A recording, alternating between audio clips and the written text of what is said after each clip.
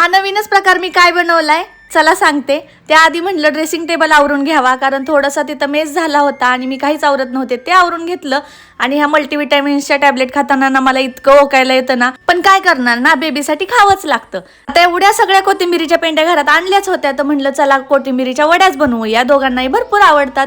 तर इथे मी घेतलेली मिरची, आलं, लसूण हे सगळे एकत्र मिक्सरला वाटून घेतलं आणि त्यानंतर आहे ना परातीमध्येच मी कोथिंबीर चिरायला घेतली होती, कारण दुसरी भांडी खराब मला करायचीच नव्हती। वड्या केल्या की त्या ना एका सेकंदात संपून जातात, पण हे कोथिंबीर चिरण्याचं काम मात्र आहे ना अर्धा तास तरी चालू राहतं। हे करून घेतलं आणि त्यामध्ये लगेचच काल दळून आणलेलं बेसन टाकलं, थोडंसं राईस फ्लोअर टाकलं आणि हळद, मीठ, मसाला ह्या सगळ्या गोष्टी ज्या आपल्याला पाहिजे असतात त्या तुम्ही टाकू शकता। मग अशी जे वाटण केलं होतं ते सुद्धा मी टाकून घेतलं आणि वरतून ओवा आणि तीळ सुद्धा टाकलं।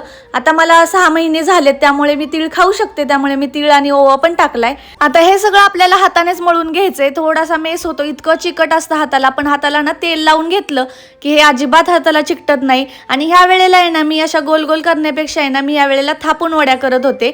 आता हे उकडायला 15-20 मिनिटं तरी असं झाकून मी ठेवलं होतं आणि हे उकडेपर्यंत म्हटलं चला आपण भांडे घासून घेऊया, कारण एवढीशी गोष्ट रेसिपी बनवायची म्हणली ना तरी पूर्ण किचनवरती राडा होतो आणि पूर्ण किचन सुद्धा तेलकट झालं होतं, म्हणून ते सुद्धा घासून पुसून स्वच्छ करून घेतलं। आणि तोपर्यंत माझ्या वड्या सुद्धा पूर्ण गार झालेल्या होत्या आणि तेव्हाच मी त्या चिरायला घेतल्या।